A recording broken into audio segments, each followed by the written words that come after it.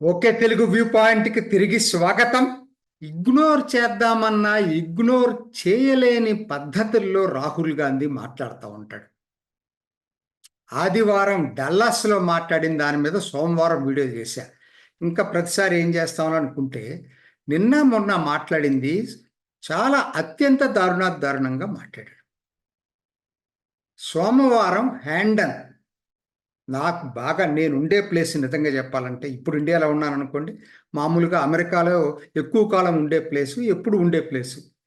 అక్కడ ఆయన మాట్లాడుతూ సిక్కుల గురించి దారుణంగా మాట్లాడాడు. అసలు సిక్కులకి భద్రత లేదని, భయంగా బతుకుతున్నారని ఇక్కడ భారత్లో ఆయన చెప్పింది. వాళ్ళు తలపాగా ధరించాలంటే ధరించే స్వేచ్ఛ లేదని, కడ చేతుకు పెట్టుకునేటువంటి కడ అంటాం మనం, వేరేగా అంటాం దాన్ని, దాన్ని కూడా ధరించే స్వేచ్ఛ లేదని, కిర్పాన్ అంటే వాళ్ళు ఒక చాకు లాంటిది ధరిస్తారు. ఇవన్నీ కూడా ఎసెన్షియల్ సిక్కిజంలో. దాన్ని కూడా క్యారీ చేసే స్వేచ్ఛ లేదని, అంతెందుకు అసలు గురుద్వారాకి వెళ్ళాలంటే భయంగా వెళ్తున్నారని చెప్పి ఇలా రాహుల్ గాంధీ హ్యాండల్లో విద్యార్థులతోటి మాట్లాడినప్పుడు మాట్లాడాడు. అసలు వినటానికి ఎంత ఆశ్చర్యంగా ఉందంటే, భారత్లో ఒక్క సిక్కులే కాదండి, ఏ మతస్థులైనా స్వేచ్ఛగా వాళ్ళ ఆచారాలని పాటించేటువంటి అవకాశం ఉందా లేదా? సిక్కులకు అసలు ఎక్కడా అసలు లేనటువంటి భయాన్ని ఎందుకు క్రియేట్ చేస్తున్నాడో నాకైతే అర్థం కాదు. ఆయన చెప్పిన దాంట్లో ఎంత పచ్చి అబద్ధమా. ఎవరినైనా అడగండి, కరెక్టే. ఒక టైంలో జరిగింది, వీళ్ళ నాన్న టైంలో జరిగింది. ఇందిరాగాంధీ హత్య అనంతరం జరిగింది ఏంటంటే, అప్పుడు తలపాగాల్ని తీసేసి, జుట్టు కోసేసి, కడాల్ని తీసేసి, కిర్పానాలు తీసేసి చంపి పారేశారు 3000 మందిని. కాంగ్రెస్ వాళ్ళు చంపి పారేశారు సిక్కుల్ని. భారత్లో ఎప్పుడైనా సిక్కులకు వ్యతిరేకంగా జరిగినటువంటి సంఘటనలు ఉన్నాయి అంటే ఆ టైంలో, ఆ తర్వాత ఎప్పుడు జరగలేదు. ఎప్పుడు కూడా లేనిది ఆయన ఏదన్నా ఉంటే దాని గురించి మాట్లాడాలి. వాళ్ళ కుటుంబం, వాళ్ళ పార్టీ చేసినటువంటి అరాచకాలు సిక్కులకు వ్యతిరేకంగా జనం మర్చిపోయారనుకుంటున్నాడా? ఇవాళ ఎవరు ఎక్కడ లేనిపోని ఎగ్జాక్ట్గా ఆయన మాట్లాడింది ఎవరండి అప్రిషియేట్ చేసింది, అభినందించింది ఎవరో తెలుసా మీకు?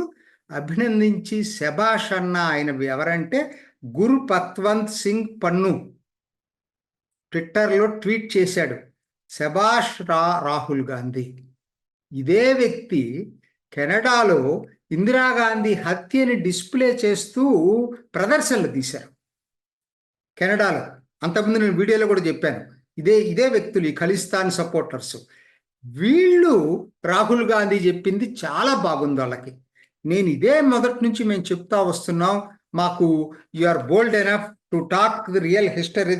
కొన్ని చెప్తా, not only bold and pioneering but is also firmly grounded in the factual history of what Sikhs have been facing in India.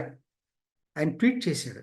పన్ను, నీకు చివరికి ఎవరంటే నువ్వు చెప్పినది లైక్ చేసేది భారత్ని దేశించే వాళ్ళు, భారత్ని ముక్కలు అయిపోయి పాకిస్తాన్ ఐఎస్ఐ సపోర్ట్ తోటి అమెరికా కెనడాల్లో ఖలిస్తానీ వేర్పాటువాదాన్ని నడుపుతున్న పన్ను లాంటి వాళ్ళకి నువ్వు చెప్పింది నచ్చింది.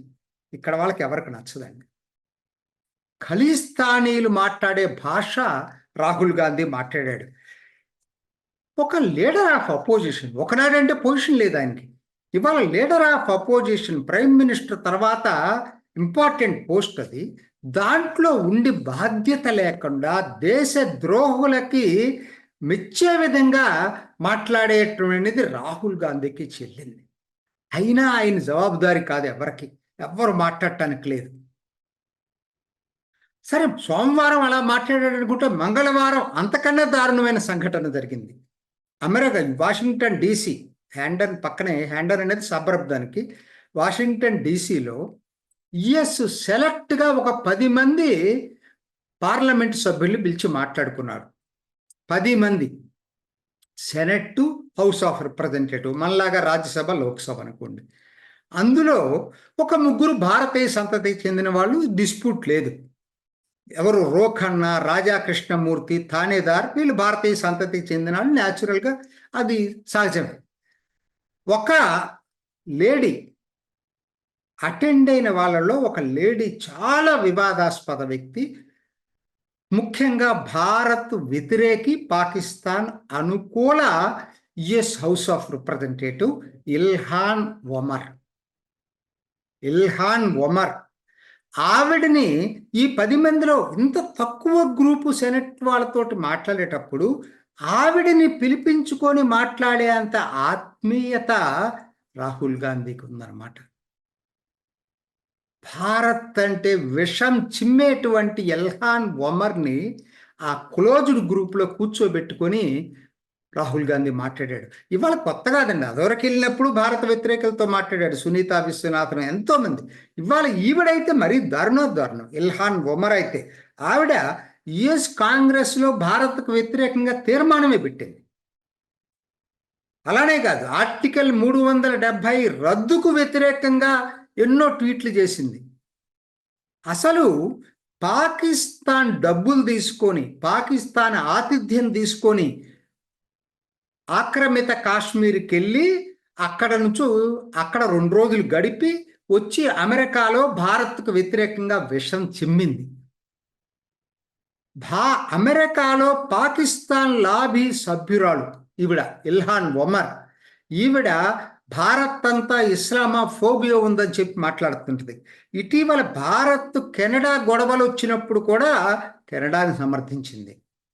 అంటే భారత్కు వ్యతిరేకంగా ఎక్కడ ఏం జరిగినా సమర్థించేటువంటి ఈ ఇల్హాన్ ఒమర్ ఆ క్లోజ్ గ్రూపు 10 మంది సెనెట్లతోటి మాట్లాడిన వాళ్ళల్లో ఒకరు. ఏమనాలి రాహుల్ గాంధీని? అసలు ఈవిడ్ని యుఎస్ కాంగ్రెసే భరించలేకపోయిందండి. 2023లో ఈవిడ యుఎస్ హౌస్ ఫారిన్ కమిటీలో మెంబర్గా తీసుకున్నారు. అప్పుడు చివరికి ఈవిడిచ్చే స్టేట్మెంట్స్కి భరించలేక ఆవిడని బహిష్కరించారు ఆ కమిటీ నుంచి. నేను ఈ మాట ఎందుకు చెప్పాల్సి వస్తుందంటే, ఈవిడ ఇజ్రాయెల్ మీద హమాస్ దాడి చేసి 1200 మంది అమాయక పిల్లల్ని, పౌరుల్ని, ఆడవాళ్ళని చంపేశారు కదా, దాన్ని సమర్థిస్తూ మాట్లాడింది ఈవిడ. ఇల్హాన్ ఒమర్. మానవత్వం కూడా లేనటువంటి వ్యక్తి, కేవలం అంటే రాడికల్ ఇస్లామిస్ట్ ఎజెండాలో పనిచేస్తుంది ఆవిడ.